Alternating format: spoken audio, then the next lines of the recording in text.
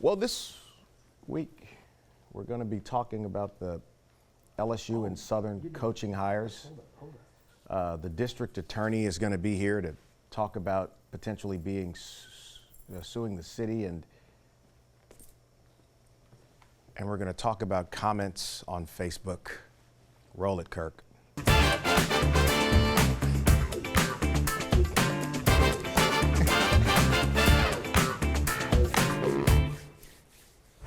You just can't get rid of him.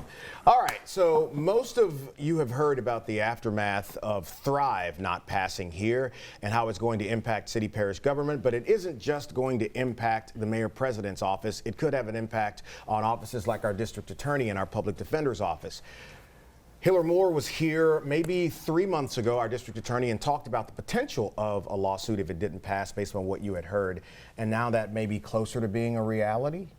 Not really sure, so we have to wait till December 10th when the budget is proposed and comes out. And then it is finally published, I think, December 18th. So we're getting close. Yeah. Still waiting to see. Again, we want to avoid a lawsuit at all costs. Yeah. And if we have to, we have to. But I'm not in this alone. It's the coroner's office. Yeah. It's the court. It's the other constitutional offices. And then the public defender, not in the same position as we are, but have the same needs as we do, but not a constitutional office, probably have different rights and obligations than we have. We're probably in a stronger position, but we would surely advocate for the public defender. We just cannot take any more cuts than what we have. The number one job of government is public safety. Yeah. And funding it has to be first.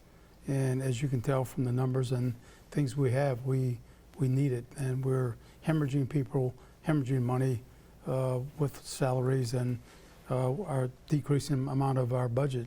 It's just killing us. The cuts would reduce your budget to $7 million? By 12%.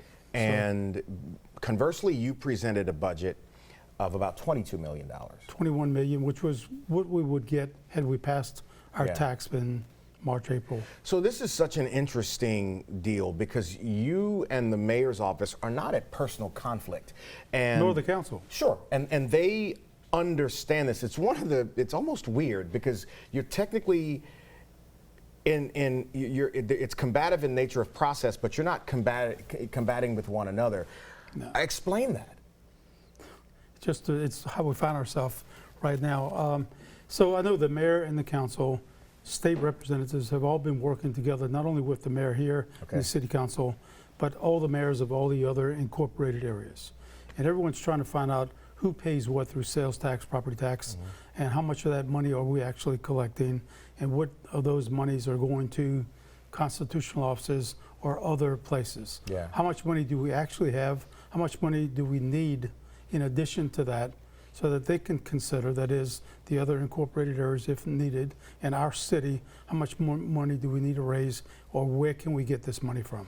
So let me ask you about that, because I've had some conversations with people here that have talked about reimagining what Baker, Zachary Central, and St. George contribute to the 19th JDC. Yes. Is it true that those areas, and St. George was brand new, so maybe it's kind of unfair to lump them into this, but Baker, Zachary, and Central have never contributed from their city governments to your office. Is that true? So look, that depends on who you ask. But okay, well, what's the truth? When we ask the mayors, and I think what the truth is that they pay sales taxes and they pay property taxes. Sure. And those come to the city parish of Baton Rouge. But is there a separate line item that should come to your office? There is not a separate line item that says district attorney, court, coroner. It's just property tax. Okay. So that's where the issue is right now. Those mayors want to know, how much are we actually paying? Right. Are we really paying our fair share? Right. Or is the money really not being allocated the way that it should be? And they deserve to have those answers before they go to their people to say, hey, we need more money for these offices. Who's determining that? Finance department Okay. will give the numbers and then present them to the different incorporated areas, and then from there, hopefully within days. So is this something we can expect for what's going to happen on the 10th as well? I would surely hope so. Okay. If not, it may be that we go along with the budget as it is, whatever it's going to be, and then look at it again in February, March to see whether we can amend it and have an increase in pay then. Can we make it by at the beginning of the year? knowing that possibly more money is coming toward the end, cannot avoid some type of suit. Whatever we can do to do that, we will. Yeah. But we do have to protect our employees and our office and the public. It's just public safety is number one. I have 30 seconds here. Are you optimistic?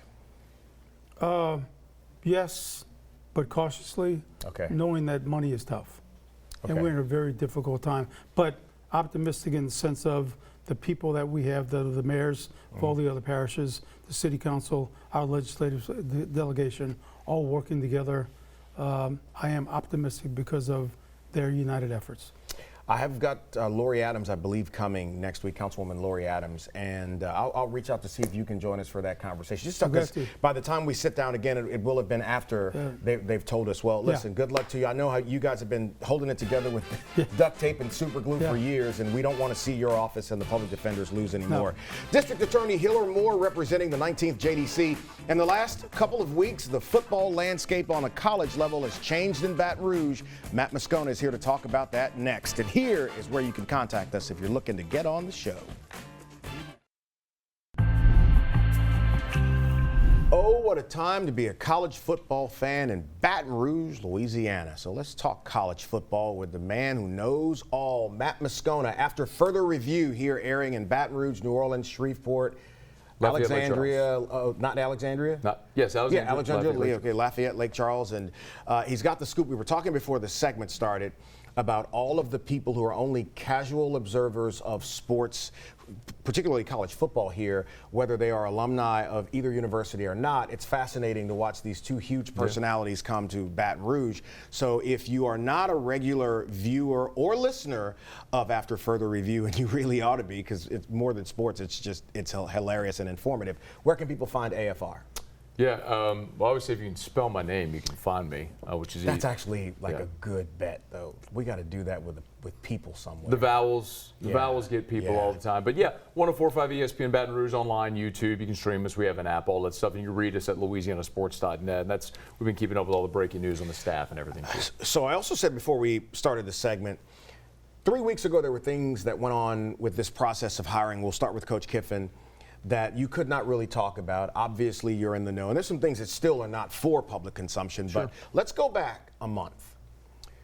Tell people, if they're wondering, what was happening that we didn't know about? What are some of those things? Well, I think the Lane Kiffin to Florida stuff was very real. Yeah. And I would submit that I think he probably even had a verbal agreement with Florida maybe 3 weeks ago. Okay. And when LSU ramped up their interest, I think that's when things started to pivot. It gave Lane Kiffin something to think about. And his wife visited Baton Rouge. And that week is when everything started to trend toward Baton Rouge. Okay. Lane leans on a lot of people he trusts. Nick Saban, Pete Carroll, Kirby Smart. And they were all telling him LSU's the better job. Take the LSU job. And that's when everything started to shift. The timeline of this, okay. So right now there are a lot of moving parts in college sports. Signing day just happened. The portal for players opens the first week of January, I believe. And so having a staff and a strategy in place within this next 5 weeks is so important. Give people context about why that matters to him starting now as opposed to after the season. Well, yeah, I mean, look at, for context, as we sit here and talk today, Clay, Penn State doesn't even have a coach in place. The early signing period's over. Yeah. They don't have a coach yet. So, you know, Lane Kiffin having 48 hours from landing to having to get ready for signing day was pretty incredible. But it matters also because, especially with the portal, there's no spring portal window anymore.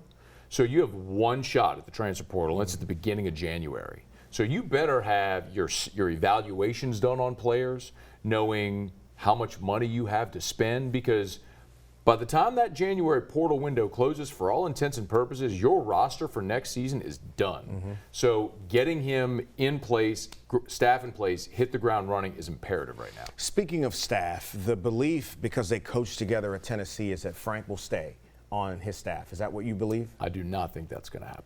Really? I think none of this is determined as of this point right now, but that ain't going to go over well. Well, Frank is a running backs coach, yeah, and Lane Kiffin has a great relationship with his running backs coach from Ole Miss, a guy named Kevin Smith. He played at Central Florida, was drafted by the Lions, really good player, and he's been with Lane for 9 seasons. And it's every coach's prerogative to bring the people they want. And so I just don't know that there's an on-field spot for Frank on this staff. And I don't think Frank is interested in going to take an off-the-field support staff role at LSU. So I think it's going to be a thing where they'd love to have him, but where? And it may not work out that Frank Wilson stays. You've seen a lot of football. You've known a lot of the players at LSU going back a long time. If you were advising Coach Kiffin on how to navigate those waters and explain, because Frank is beloved here. He's a Louisiana guy, New Orleans royalty with football there. How would you advise him? Because Kiffin's new here, so he's still learning. How would you advise him to navigate that? Oh, there's people telling him. I mean, I think there are two members of this coaching staff that should be non-negotiable, and it's Frank Wilson and Corey Raymond. I agree. We saw this movie 4 years ago when Brian Kelly came in, didn't retain Corey Raymond, hired Robert Steeples, who had never coached college football before, coaching DBs at LSU, and it was a disaster. You got to retain Corey Raymond. And Frank Wilson is, listen, you can't be the LSU coach successfully if you don't put a fence around New Orleans. That's right. So you have to have somebody. That's right. Who can blanket New Orleans that is respected in that community. And he is. And there is nobody better. That's right. There is nobody better. Okay. I'm not saying he's the only one who can, right. but there's nobody better. Preach, and brother. so there's a lot of people that have expressed this to Lane, but it's his coach, it's his staff, it's his program, it's his prerogative. And that's true. I mean, that's not even a bad thing to say. I mean, the man does get to build a team of coaches that he wants, but you're telling him about pitfalls that the other guy didn't listen. And that didn't work out too well for him. And how long do we have before? 30 seconds before break. All right, let's just get on out of here right now. We'll come back, close up a couple things on Coach Kiffin coming to Baton Rouge, and we'll talk to Matt about Marshall Faulk out on the bluff. NFL Hall of Famer is going to be coaching the Jags next fall. And is there a shift to Tulane? Talk about that too. There's where you can catch the show Fridays and Saturdays. All right, back with Matt Moscona. One more question about Coach Kiffin coming to Baton Rouge before we transition to what's happening at Southern. Is he going to hire Coach Orgeron? I don't know the answer to that. I think it's still complex what's going to happen on the defensive staff based on what happens with Blake Baker. Yeah. And then, Kyle Williams was the defensive line coach this year. But it sounds like Kyle made a lot of money playing 13 years in the NFL. He has kids that are competitive athletes. I think Kyle Williams enjoyed his life much better when he was waking up playing golf at Squire Creek every morning, coaching his high school, watching his kids, than the mess that happened this season at LSU. So I wouldn't be surprised if they are looking for a new defensive line coach. And I do think Coach O would be on the short list. He was good at it. And finally, what do you think about some of the personal criticism Coach Kiffin has gotten for making the decision to come in? Because it isn't just football criticism. I mean, they're going at his neck, as the kids say. So what about that? I understand the optics of leaving in the middle of a season are not good. I also can look and say, what do you expect him to do? If you want to take a better job, if I or you or anybody, if you're a teacher, you're a teacher and you get offered double your salary, prestigious school, but you got to leave middle of the school year. Bye. Yeah, exactly. We hold coaches to this different impossible standard, which is silly. I can be empathetic toward the fans at Ole Miss. Sure. But at the same time, they're the ones who have the right to that, not some of these other commentators. They know better. Clay, if the calendar were different and you could make these coaching moves after the season, great. But that's not how the coaching and college football calendar works with the way it's been structured. So hopefully they can fix the calendar so you don't have these issues. Maybe this is the impetus to change the calendar. They could do it. All right, across the way at Southern University, there's a new head coach over there, Marshall Faulk, one of the greatest running backs of all time. Hated his team in Los Angeles, by the way, but he was a great player. Now he's a coach at Southern, new fresh face. What are your thoughts on the Hall of Famer coming to Baton Rouge? I think it's a major coup for Southern. You're starting to see this trend of HBCUs hire former great athletes. So Dion was obviously a trailblazer there at JSU.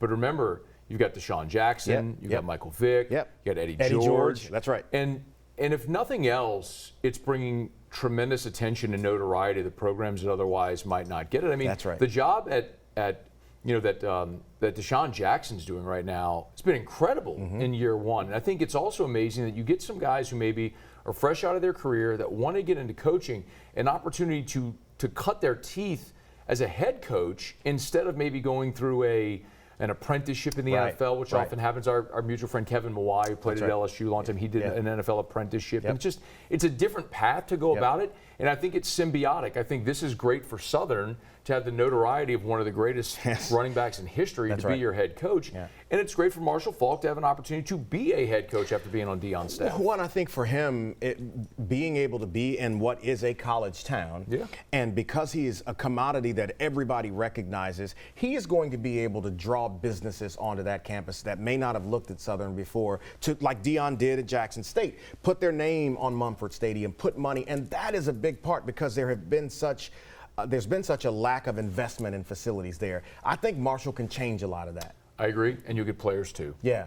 It's one of the crazy things we think about Travis Hunter winning the Heisman Trophy, being a first-round pick. Yeah. Travis Hunter started his career at Jackson State. That's right. Like Travis Hunter and Shadur Sanders in another era would have never been at Jackson. And that's not disrespect to Jackson. They're a level of athlete that could have gone somewhere. This is an opportunity for Marshall Faulk to bring great athletes back to the Bluff. I mean, it's a total home run hire. I love it. The best action and energy we've had in a long time up there at Southern. Quickly here, I got less than a minute. What's happening with Coach Summerall at Tulane? Is he going to stay or go, in your opinion? Well, he's taken the Florida job. So he's going to take the Florida job. He's already taken the job. That's me worried about everything else. Yeah, but he's going to coach Tulane if they make the playoff, But he's trying to juggle two things. Interesting what happens at Tulane if it's Blake Baker, maybe Billy Napier. So we'll see.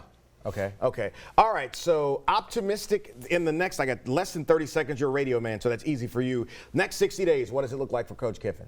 Finishes out this signing class by Friday, and then you're starting to look toward portal. And so much of that is legal tampering like in the NFL. You deal through agents now in portal. So they'll have a good idea of who's going to be in the portal. So by the time that first week of January hits, they'll know who's going to be on the roster. I told y'all he's the best. Matt Moscona, check out AFR, and you may every now and again run into him at that place in Town Center called. Oh, I've heard it.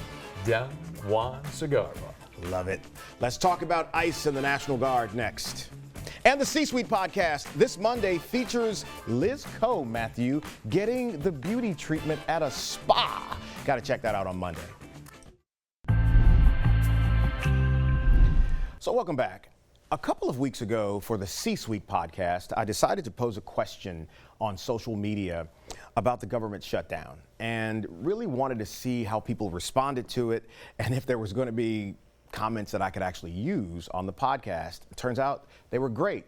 A lot of well thought out positions on whether people supported it or were against it. So we did it again, but this time for the show.